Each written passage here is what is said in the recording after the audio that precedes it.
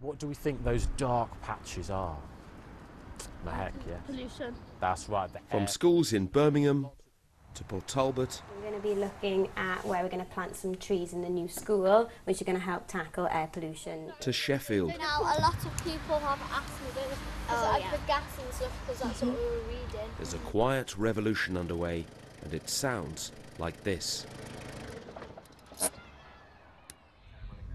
In the name of science, Will has agreed to be driven to school in Sheffield today. Using highly sophisticated monitors, we can compare his exposure to air pollution with the journey being made by Miller and Billy, who were walking. Dr. James Tate from the University of Leeds Institute for Transport Studies is analysing the two trips. Normally, when you're actually stuck in traffic, that's when the levels in the cabin of a car can really go to kind of quite high levels.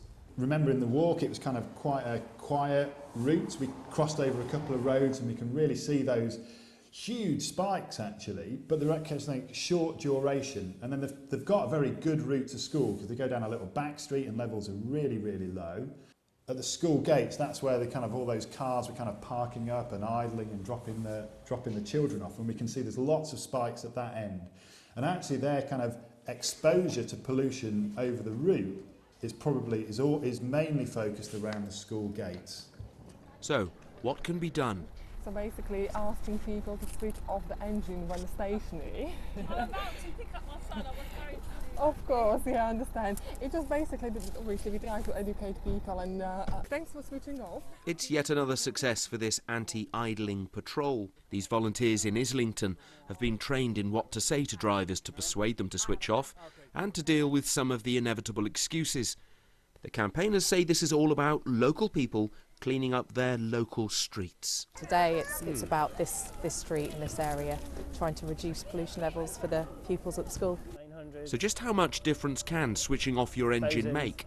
Testing in one location saw that by stopping idling, pollution levels dropped by a third.